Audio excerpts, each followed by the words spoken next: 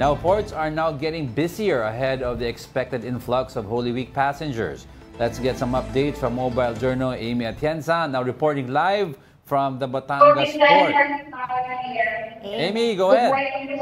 Yes, good morning. Angela Diego, nandito nga tayo sa Batangas port at dito makikita natin nagsidatingan na ang ilan sa mga sea passenger para ngayong Lunes. So sa aking pag-iikot-ikot kanina, nakausap ko yung ibang mga pamilya, sabi nila naisipan nila na ngayon umuwi dahil mas inaasahan kasi yung pagdami ng tao bukas, pati na rin sa Miyerkules. May ilan naman dito na nagplano lang ng day trip, pupunta ng Mindoro, kaya mas marami yung tao ngayong araw. Pero so far naman kalmado pa yung sitwasyon, wala pa namang nagiging problema dito sa Batangas Port at tuloy-tuloy naman ang operasyon nila. Kung meron mang mga delays, na-announce naman yan dito sa kanilang speaker at nakapost din yan sa mga television screens na meron nakapalibot dito sa Batangas Port. Angela Diego. Amy, ano yung mas expected na mas madaming influx? Yung palabas ng Batangas Port o yung papasok? Actually, mas inaasahan nila na mas marami yung papasok. Dahil na, sa mga kauwi ng probinsya, marami rin ang magbabakasyon. Lalo na sa Katiklan, yung mga papunta ng Katiklan.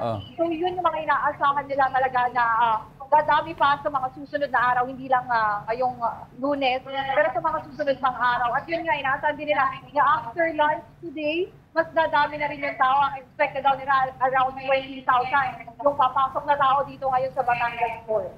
Ngayon ba, ilan na yung mga pumasok dyan sa Batangas Port? Kasi I understand na talagang mas marami by Wednesday kasi yan na sinasabi nga nila na mass exodus eh.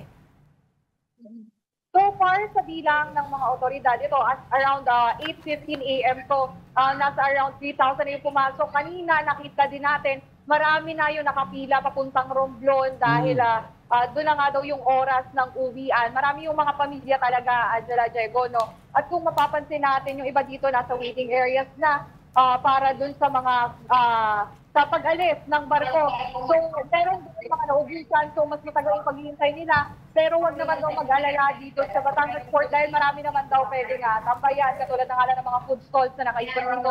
Pati na rin yung mga zone waiting areas dito sa likod ko na makakatulong din sa waiting hours ng mga pasahero. Amy, linawin ko lang, madami pa bang tickets na pwede bilhin dyan on-site o kailangan mag-reserve online? So far, for Monday daw, wala daw silang advance. So ang sistema nila dito, kailangan mo talagang pumunta at least 3 hours daw before ng target ng balik para makabili ka ng ticket. At after mo bumili ng ticket doon sa area na gusto mong puntahan, magbabayad ka pa ng terminal fee na 30 pesos. Doon din medyo humahaba yung pila. Pero kung may ID ka naman daw for senior citizens, PWD, or kaya para sa mga estudyante, libre naman daw ito, so hindi na kinakailangan. So yun yung mga requirements na dapat din maalala ng mga pasahero kung sakaling pupunta sila dito kasi napaka-importante din yung 20% discount. Kung makikita din natin yung ilang mga preso dito, umaabot na ng mga 9,000. So nababawasan sa nagiging 7,000 na lang yung iba, lalo na sa mga infants. At meron din naman dito na discount nga na from 9,500 nagiging 8,500 na lang. So very important talaga na magdala din ng ID para sa mga minority. Meron na bang naitalang aberya dyan ngayon? So far wala pa naman, okay pa yung sitwasyon dito, wala pa rin nagiging problema. Kahit mga delayed ng pag-alis ng mga barko, wala pa. So tuloy-tuloy ang operasyon nila at so far, okay naman daw yung mga pasahero sa nagiging sistema dito sa Batangas Port. Oo. Amy, can you walk us through lang doon sa sitwasyon dyan ngayon as we speak? Anong itsura, yung mga tao? Go ahead, Amy. Okay, so nandito tayo ngayon sa may area ng Zone 3 Departure. So medyo close pa siya ngayon dahil ang mas nagiging operating nila is itong Zone 2. So ngayon, kung makikita nyo naman sa akin ni Kuran, wala pa masyadong pila.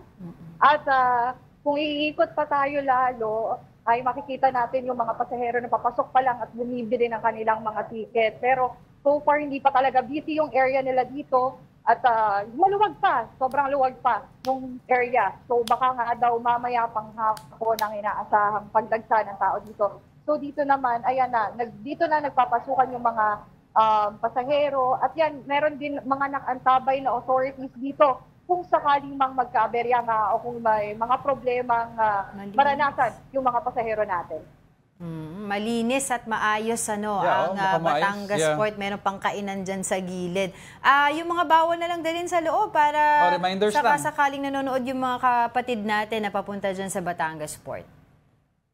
Yes, Angela Diego, yun nga, tulad nga ng, sa ibang mga ports, pati na rin sa ibang mga terminal, bawal ang flammable materials, pati na rin pagdadala ng patalim dito sa Batangas Port. At sinigurado naman nila na madedetect nila yan dahil improved na nga rin daw yung kanilang mga detectors dito, pati na rin yung mga system. At yun nga, huwag na rin daw magdala ng mga cigarettes para maiwasan na yung pagharang dito dahil as much as possible, smoke-free yung maging area ng Batangas Port ngayong paparating na mahal na araw. Angela Diego.